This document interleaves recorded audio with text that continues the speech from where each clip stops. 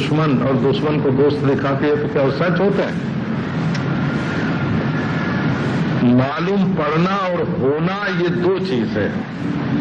तो वेदांत का ये कहना है कि आपको मालूम पड़ता है सो तो ठीक है,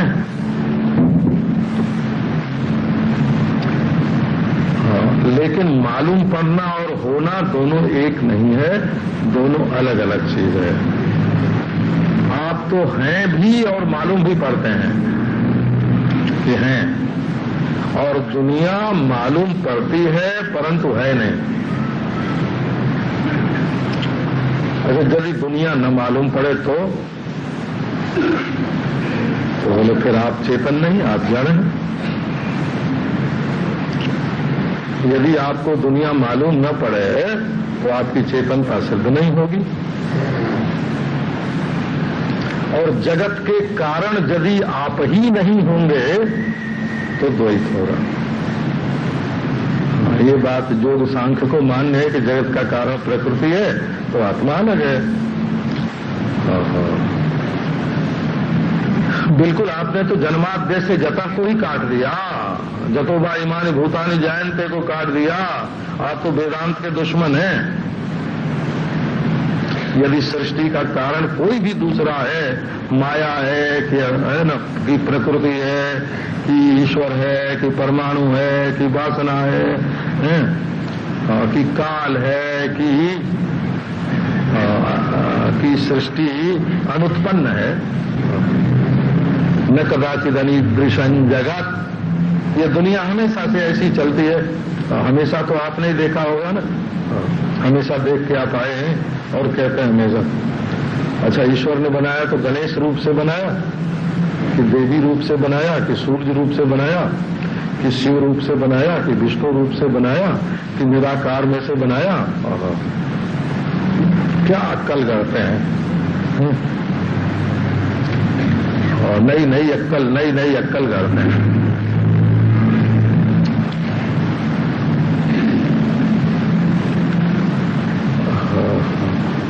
हमारे एक बाबा जी थे तो वो बोलते थे कि बेटा ये सृष्टि कैसे हुई तुमको मालूम है? नहीं महाराज, हमको क्या मालूम सृष्टि कैसे हुई। निराकार ईश्वर को पसीना हुआ तो उन्होंने उसको पोंछ के जो फेंक दिया, एक बूंद पानी फेंक दिया, उसी से ये सारी सृष्टि बन गई। तो अच्छा महाराज, निराकार ईश्वर को जब शरीर नहीं था तो पसीना कैसे हुआ? हाथ नहीं था तो उसको पोंछा कैसे है? और उनके सिवाय आसमान कुछ नहीं था तो फेंका कहां? कि बोले बस बस बेटा, ये सब तुम्हारी अकल ने बनाया है, ये सब तुम्हारी अकल ने बनाया है। जब निराकार के शरीर ही नहीं है तो पसीना कहां से होगा? और पसीना हो गया तो शरीर नहीं था तो पसीना कहां से? पहली बात, हाथ नहीं था तो पोंछा कैसे?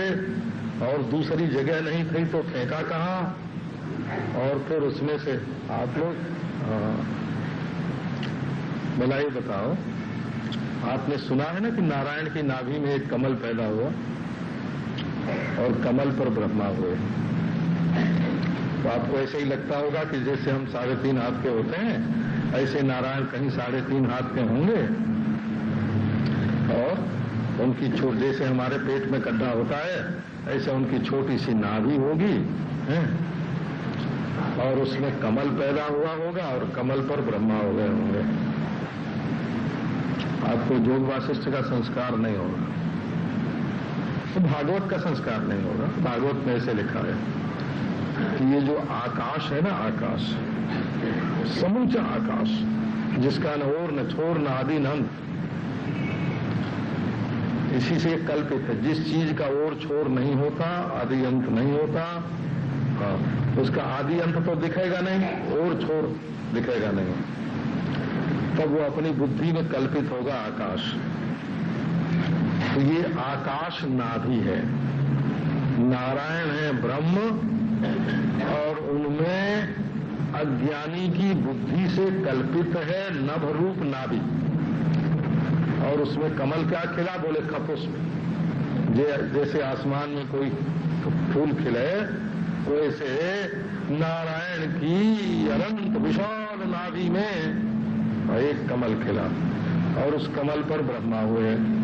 ये सारा का सारा तमाशा क्या हुआ?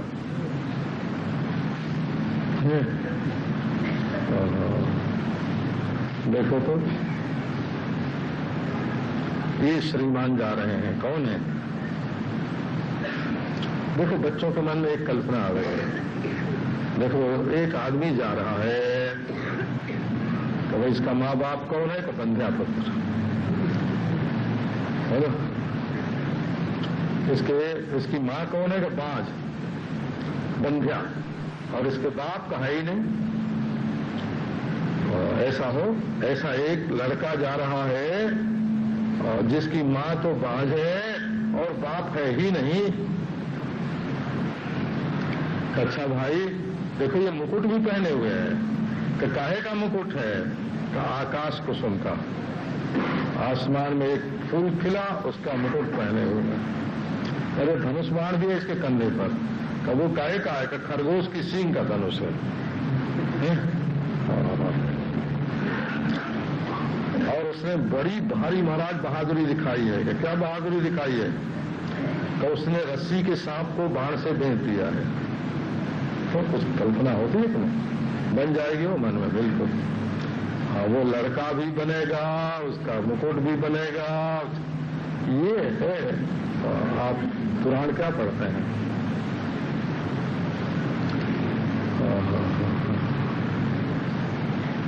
प्रमाद संसारवानिवो। आप केवल भ्रम से ही अपने को सरकने वाली चीजों से संबंध मानते हैं। संसारवान माने? संसार माने सड़क, सरकती है। जो दुनिया सरकती है उसमें मेरा कौन? वो तो सरक गई।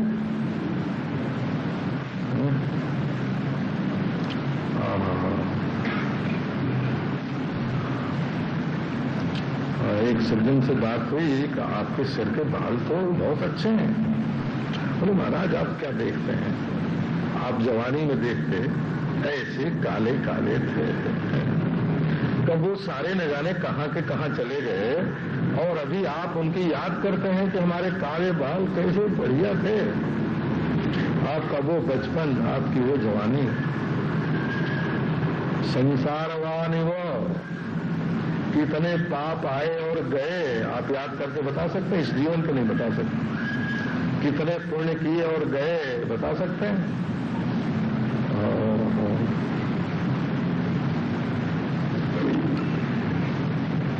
कितनी दोस्ती हुई, कितनी दुश्मनी हुई। अच्छा, आप एक दिन की गिनती करके बताइए कि 12 घंटे में आपका मन कितनी बार खराब हुआ? है कोई रजिस्टर इसका? तो कौन कौन आपको अच्छा लगा दिन भर देखने में? किसको देख के आपके मुंह का जायका बिगड़ गया? आप रजिस्टर बनाइए, एक दिन का बना लीजिए। एक दिन का नहीं, 1 घंटे का बना लीजिए कि आपके मन में क्या क्या बात आई। जब तक आप लिखना शुरू करेंगे तब तक 10, 20, 50 बातें आपके मन में आके और निकल जाएंगे। इसी का नाम है संसार। संसार माने संसरणशील। श्रीय गतौ धातु है, उसमें सम उपसर्ग है। संसरण माने सरकना। आपका तन सरक रहा है, आपका मन सरक रहा है, आपके तन मन में आने वाली चीजें सरक रही हैं और आप संसारवान बन रहे हैं। मैं इस वाला हूँ, मैं इस वाला हूँ, मैं इस वाला हूँ।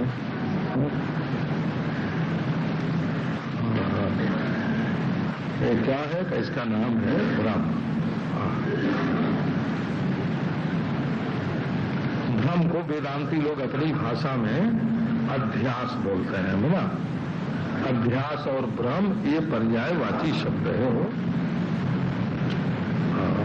अधि माने ऊपर और आस माने निक्षेप, थोपना, असुक्षेपे। एक के ऊपर दूसरी चीज चढ़ बैठी। अभ्यास के कारण दुख होता है।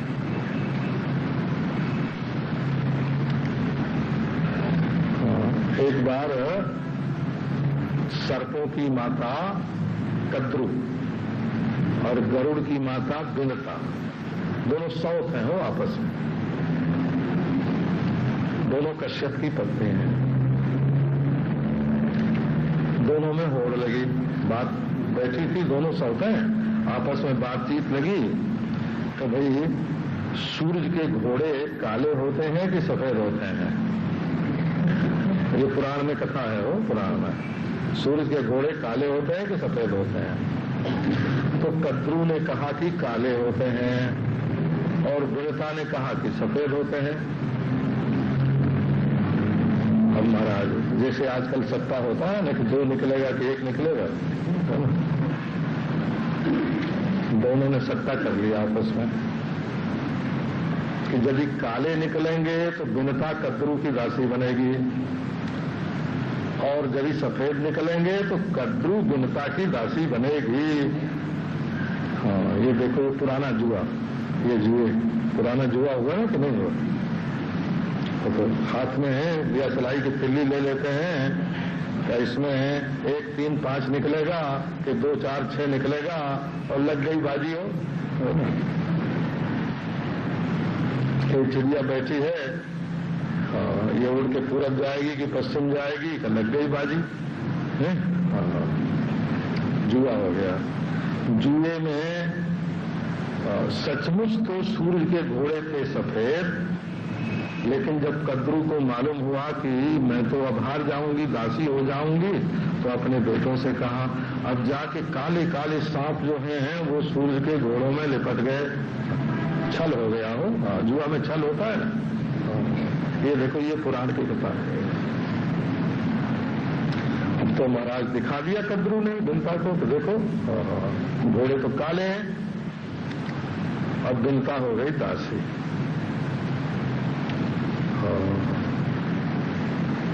फिर गरुड़ ने कहा कि भाई ठीक है, एक बार हमारी माता तो हार गई, लेकिन अब तुम लोग हमारी माता को दासी मत बनाओ, छोड़ दो।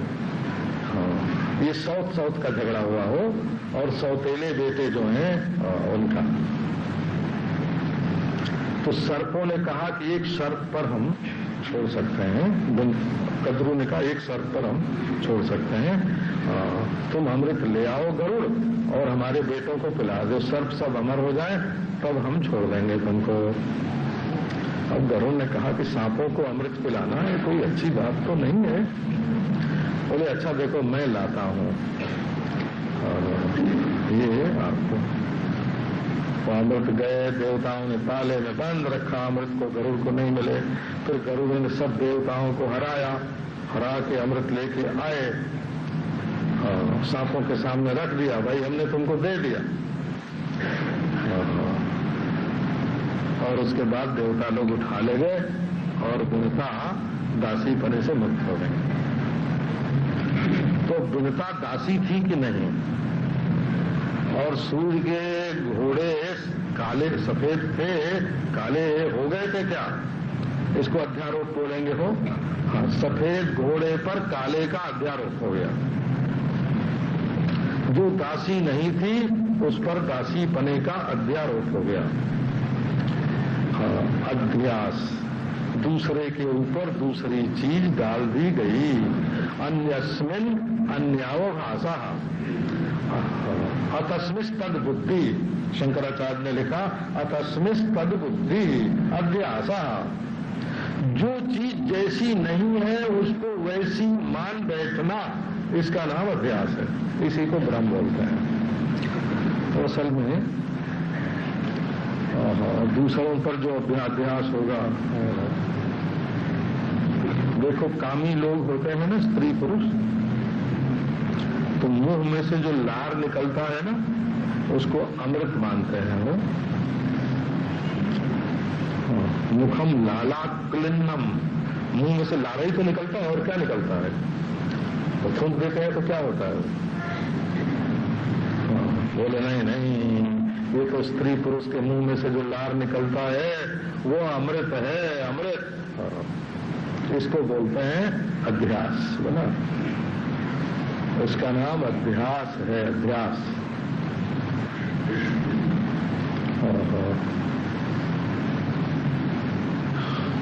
उस गंदी चीज पर अमृतत्व आरोपित हो गया, इसका नाम अध्यास हुआ। अच्छा, तो दूसरे की बात पीछे सोचना, अपनी बात सोचो। तो तुम ज्ञान स्वरूप चेतन, तुम क्या हो? अपने बारे में कभी सोचते ही नहीं।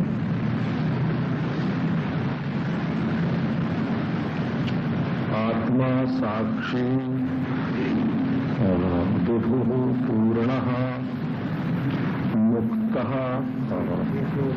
एको मुक्तश्चिदक्रियः असंगो निस्पृहः शांतो ब्रह्मात् संसारवानिव।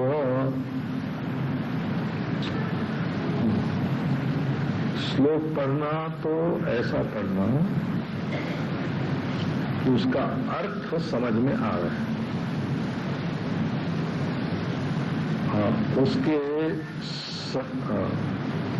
उसके शब्द सौंदर्य में या स्वर माधुर्य में मन न जाए हो, उसका अर्थ क्या है ये समझ में आ रहा है।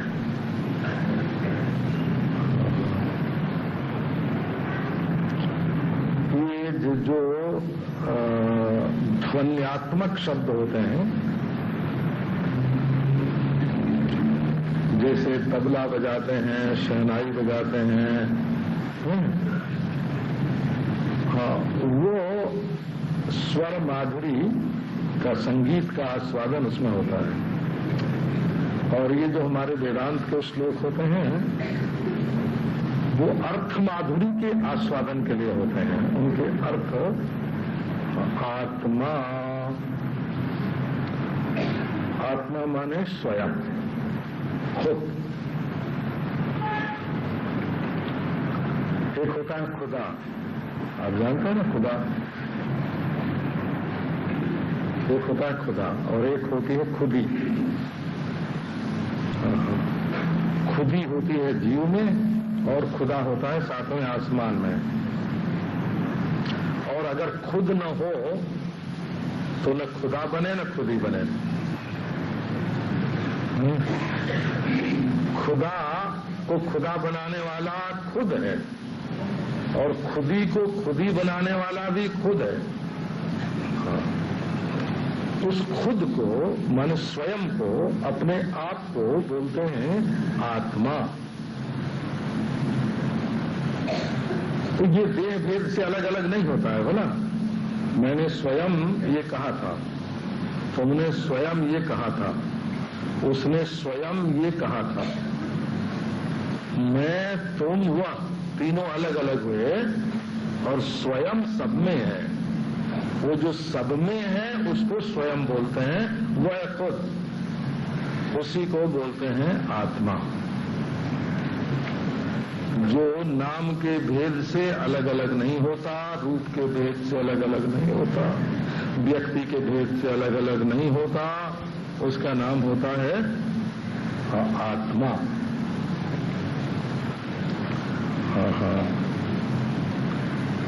कठोपनिषद में आत्मा शब्द है, आत्मा, आत्मा।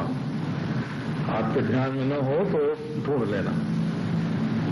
एष सर्वेषु भूतेषु गूढ़ोत्मा न प्रकाशते।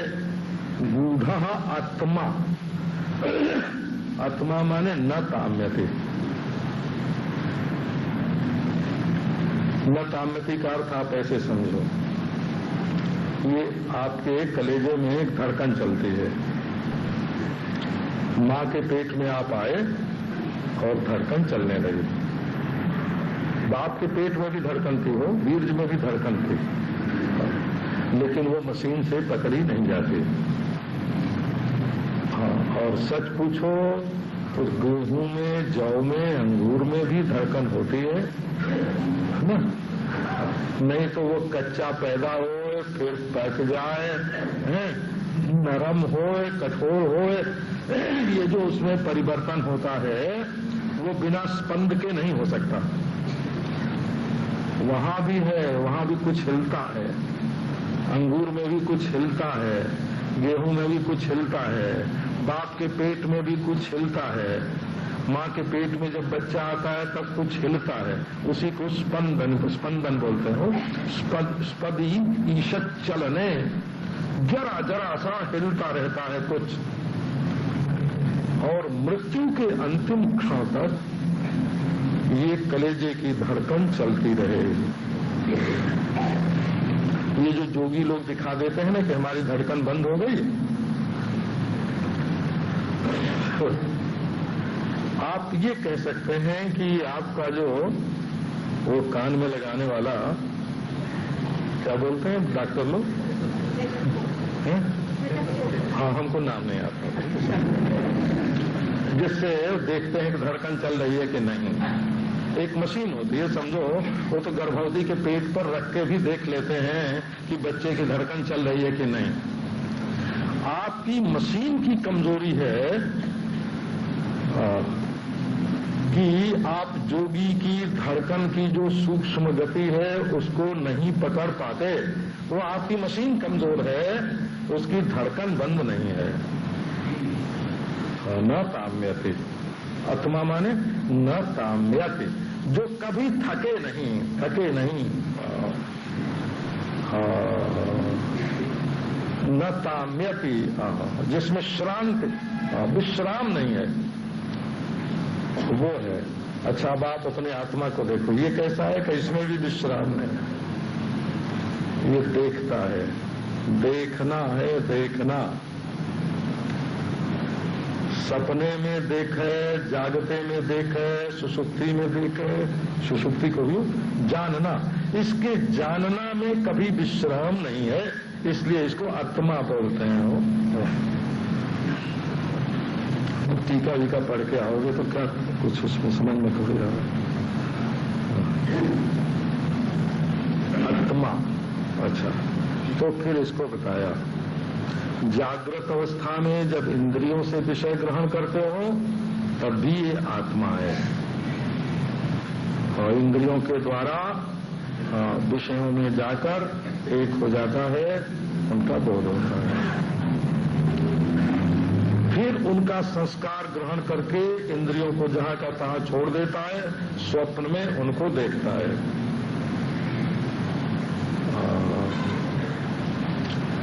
सुषुप्ति में बिल्कुल आनंद दुख और विश्राम का रसास्वादन करता है, और तीनों में एक रहता है, जागृत में, स्वप्न में, सुषुप्ति में। अब देखो, एक बम गोला इस पर पहले मार लो। ये जो आप इस शरीर के जागृत, स्वप्न, सुषुप्ति को, कि दिन में हम जागते रहते हैं और ऑफिस में जाके काम करते हैं, और सपने में जब पलंग पर सो जाते हैं तब सपना देखते हैं, और जब कुछ नहीं, दोनों नहीं मालूम पड़ते हैं तब मैं सुषुप्ति में होता हूं। ये पहला कदम नहीं है वेदांत का, बोला, ये तो संसार है। ये जागना भी, इस शरीर से जागना भी संसार है, इस मन से सपना देखना भी संसार है, और इस मन का सोना भी संसार है। बोला, तब क्या है? जागना, सपना देखना, सुषुप्ति देखना क्या है?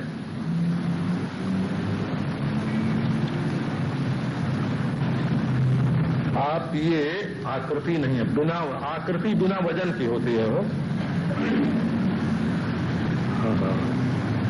ये जो नाक निकली है ना, नाक का वजन नहीं है। मिट्टी, पानी, आग का, हवा का वजन है बोला। वजनदार आपकी आंख नहीं है, उसमें जो मिट्टी, पानी, गर्मी और हवा है उसका वजन है। तो ये आकृति तत्व नहीं होती, जिस पंचभूत में ये आकृति कल्पित होती है उसका वजन है। आप ऐसे देखो, कंगन का वजन नहीं है, सोना का वजन है। हार का वजन नहीं है, सोना का वजन है। अंगूठी का वजन नहीं है, सोना का वजन है। ये हार, अंगूठी, कुंडल तो स्वर्ण में कल्पित है। तो ये आपका जो शरीर है इसका वजन नहीं है। अरे भले तराजू पर तौल लो।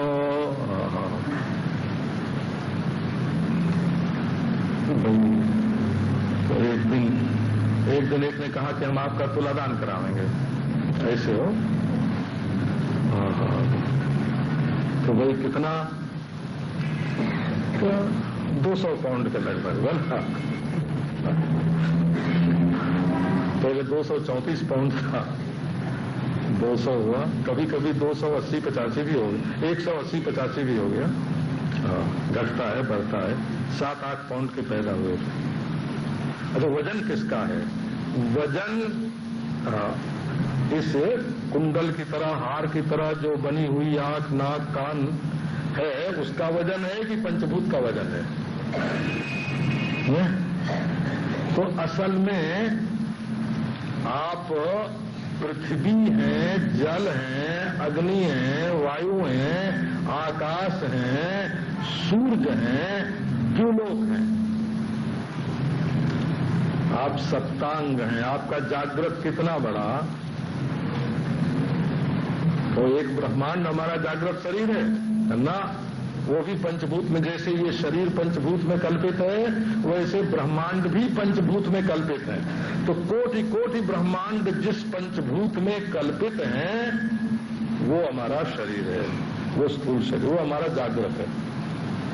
अब ये हुआ एक पाद, माने आप जो अपने को देह मान के बैठे थे, यहां से एक कदम आगे बढ़े कि आप 7 अंगों वाला अपने को अनुभव करते हैं।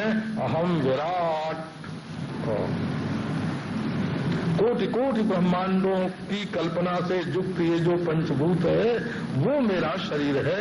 अपने शरीर को पंचभूत से मिलाइए और पंचभूत से मिला के सूर्य द्युलोक सहित 7 अंग महाम विराट। ये आपका पहला एक कदम आप वेदांत की ओर चले कि नहीं? इसी को पाद बोलते हैं, वो पाद।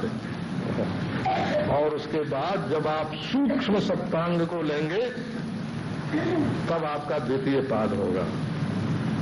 और जब प्रज्ञा के घनी भाव को लेंगे तब आपका नाम जैसे विराट, हिरण्यगर्भ, ईश्वर, ऐसे सर्वेश्वरा,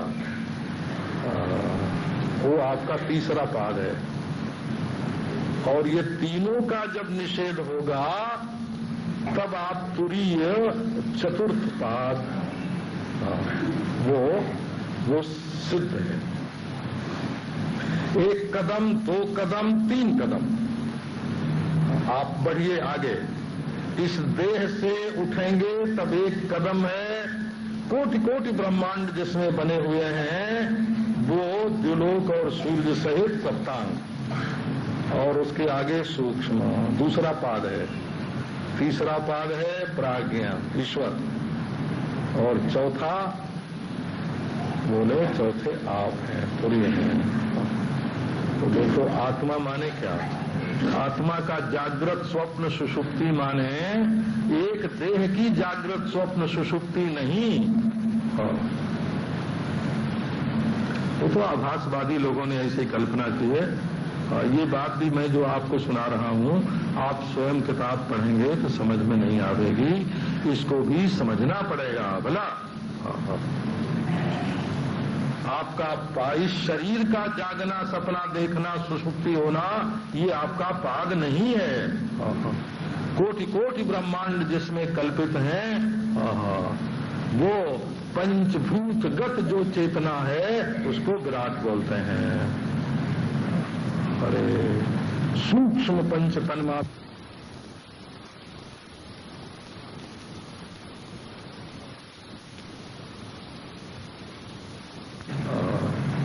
तो भाई अपने मन से किस्सा कहानी की तरह, चुटकुले की तरह वेदांत को मत समझो।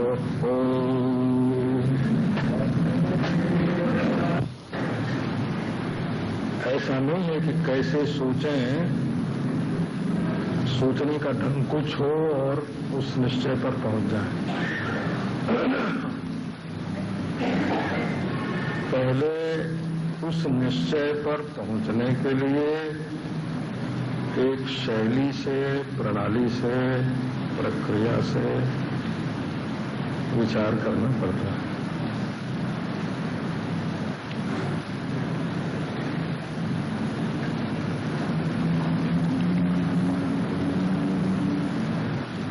देखो, संसार है क्या? मैं और मेरा, इसका नाम संसार है।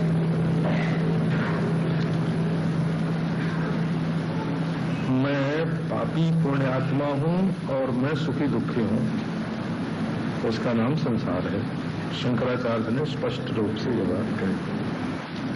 कर्तृत्व भोक्तृत्व लक्षण संसारा। संसार की पहचान क्या है? अपने को पाप पुण्य का कर्ता मानना और उसके फल सुख दुख का भोक्ता मानना, बस। देखो, इसमें बुद्धिमत्ता कहाँ है? कर्म का नाम संसार नहीं है और भोग का नाम भी संसार नहीं है, परंतु कर्म में अपने को कर्मी समझने का नाम संसार है और भोग में अपने को भोगी समझने का नाम संसार है। कर्म तो होते ही रहेंगे, जब तक शरीर रहेगा कर्म होते रहेंगे।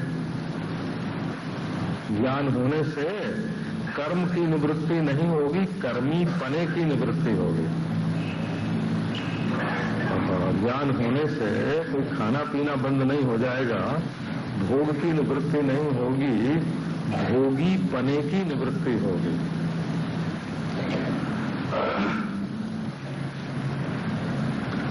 तो ये बात जो लोग वेदांत के चुटकुले सुन लेते हैं और कहानियां सुन लेते हैं और अपने आप किताब पढ़ लेते हैं, उनकी बुद्धि में ये बात नहीं आती है।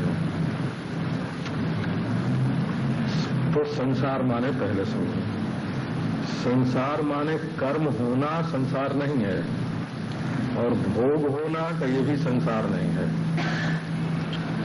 अपने में कर्म का कर्तापन, माने मैं कर्मी हूं, पापी हूं, पुण्यात्मा, और अपने में भोगीपना, मैं सुख दुख का भोगता, सुखी दुखी हूं।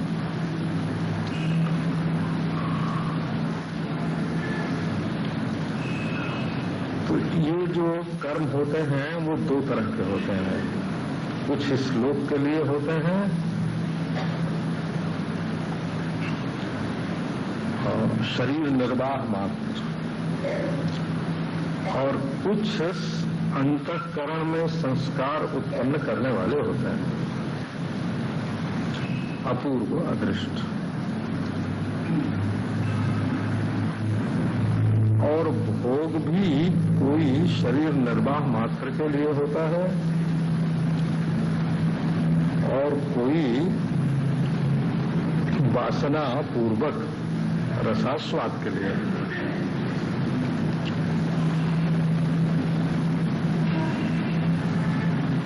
तो भोग भी कुछ अब उसका विभाग करते हैं। कुछ इस जन्म में नहीं होता तो अगले जन्म में होता है, कुछ इस लोक में नहीं होता तो परलोक में, नरक स्वर्ग में होता है। एक बात आपको समझाना है, हमारा अभिप्राय समझाने में ही है, आपको नरक या स्वर्ग में भेजने में हमारा अभिप्राय नहीं है। उसके लिए तो आपके पादरी, मौलवी, पुरोहित बहुत हैं। अब हम लोग फकीरी ढंग में उसको क्या बैठाना है।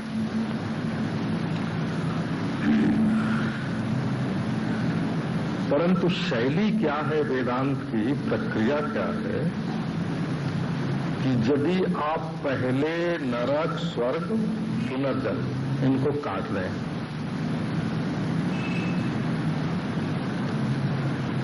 और इस लोक के जो भोग हैं उनको रहने दें और आपके अंतःकरण को शुद्ध बनाने वाले, देवता बनाने वाले जो कर्म हैं उनको तो छोड़ दें और इस लोक में आपको तात्कालिक सुख देने वाले जो कर्म हैं उनको रहने दें। तो इसका नतीजा क्या होगा, आपकी समझ में वेदांत कभी नहीं आएगा। पहले नरक, स्वर्ग, पुनर्जन्म नहीं काटा जाता है, पहले इस जीवन में जो हम बारंबार सुखी दुखी होते हैं उसको पहले काटा जाता है। पहले इस शरीर के साथ जो सुख दुख में राग द्वेष है वो पहले कटेगा, बाद में नरक से द्वेष और स्वर्ग से राग कटेगा। इस जीवन में आपके बुराई बुराई रह जाएगी, अच्छाई नहीं। तो हम पहचानते हैं वेदांती को और वेदांत के दुश्मन को।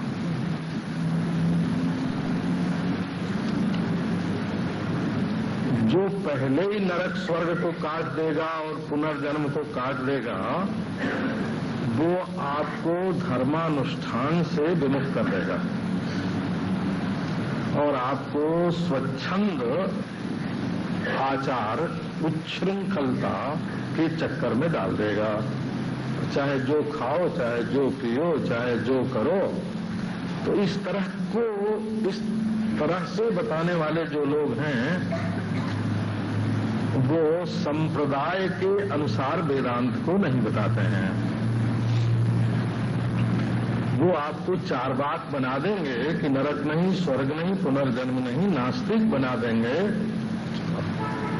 आपको आत्मा का ब्रह्म रूप से साक्षात्कार नहीं कराएंगे।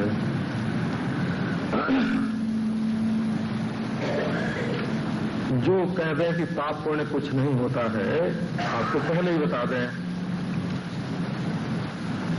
तो वो प्रक्रिया नहीं हुई, वेदांत की शैली नहीं है, वो प्रक्रिया नहीं है, वो संप्रदाय नहीं है।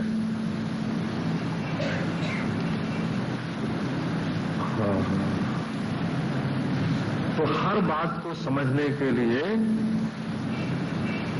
एक क्रम बनाना पड़ता है, पहले क्या पीछे क्या, पहले क्या पीछे क्या।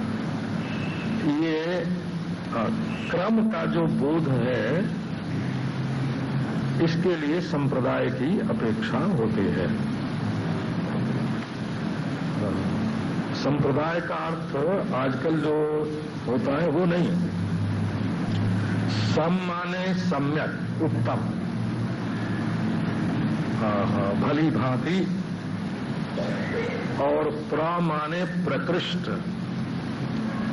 ज्ञान का, दाय माने उत्तराधिकार, संप्रदाय माने जो ज्ञान नारायण को था, जो ज्ञान सदाशिव को था, जो ज्ञान ब्रह्मा को था, जो ज्ञान सनक नारद आदि को था, जो ज्ञान याज्ञवल्क्य और शंकराचार्य आदि को था, वही ज्ञान हमको प्राप्त होवे, माने ज्ञान की जो परंपरा है वो अविच्छिन्न रहे, इसका नाम संप्रदाय होता है। इसमें कोई शंका ही नहीं है कि जो ज्ञान सुखदेव को था, वामदेव को था, सनत कुमार को था, नारद को था, ब्रह्मा विष्णु महेश को था, वही ज्ञान हमको है। उस ज्ञान में और इस ज्ञान में कोई फर्क नहीं है। यदि ज्ञान में फर्क हो जाएगा तो अज्ञान हो जाएगा, और ज्ञानांतर तो अज्ञान है। इसलिए जो अनुभव नारायण को था वही हमको कैसे प्राप्त हो, और उसको प्राप्त करने के लिए हम संप्रदाय परंपरा से उस ज्ञान को प्राप्त करें।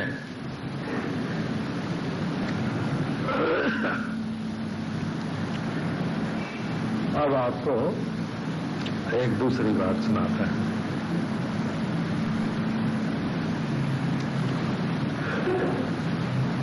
ज्ञान के लिए गुरु की प्रसन्नता भी चाहिए।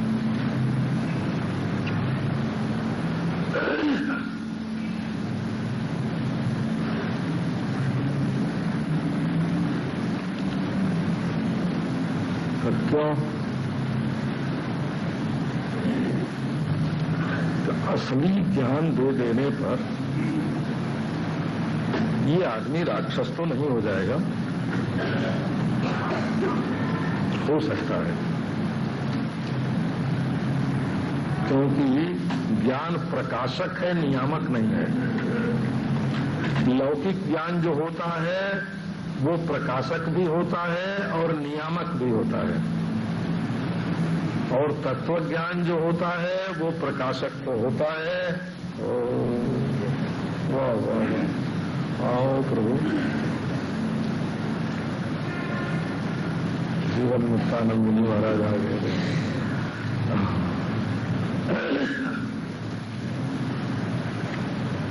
माने जैसे आपको जहर का ज्ञान हो तो आपने जहर को जाना, ये तो हुआ जहर का प्रकाश।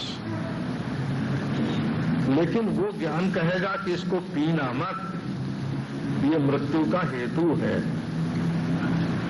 तो जो अन्य पदार्थ का ज्ञान होता है वो प्रकाशक होता है और साथ ही साथ नियामक भी होता है। ये अमृत है, ये ज्ञान हुआ, कहीं इसको पीना चाहिए। तो ज्ञान हुआ और अमृत पीने की प्रवृत्ति हुई, और ज्ञान हुआ और जहर छोड़ने की प्रवृत्ति हुई। तो लोक में जो ज्ञान होता है वो प्रवर्तक और निवर्तक होता है, नियामक होता है। और ये जो तत्व ज्ञान है ये प्रवर्तक निवर्तक नहीं होता, केवल बोधक होता है, केवल प्रकाशक होता है। ये फर्क आप अपने आप वेदांत पढ़ेंगे तो जल्दी आपके ध्यान में नहीं आएगा। तो इसका कारण क्या है कि अमृत एक अलग चीज है, जानने के बाद उसको पीना पड़ेगा, और जहर एक अलग चीज है, जानने के बाद उसको छोड़ना पड़ेगा। लेकिन अपना जो आत्मा है वो न पाने की चीज है और न छोड़ने की चीज है, वो तो नित्य प्राप्त ही है। इसलिए उसका ज्ञान केवल प्रकाशक ही होता है, प्रवर्तक निवर्तक नहीं होता। न अमृत की तरह पीने का है, न जहर की तरह छोड़ने का है, वो तो अपना आप बिल्कुल जानना। ये ज्ञान के संबंध में दो एक बात आपको सुनाते हैं। तो गुरु जी जो हैं वो जब देखेंगे कि जब इसको ज्ञान हो जाएगा तो इसकी स्वाभाविक प्रवृत्ति निवृत्ति जो है वो चालू हो जाएगी।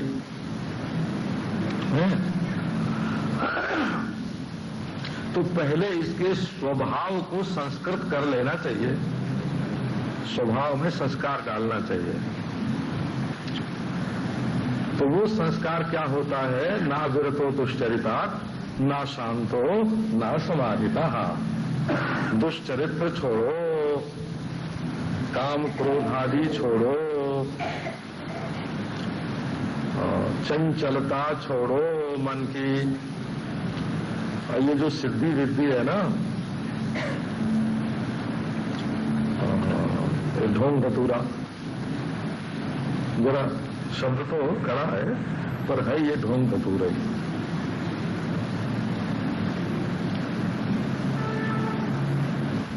हमको एक बार चमत्कार मालूम पड़ा क्या, एक गिलास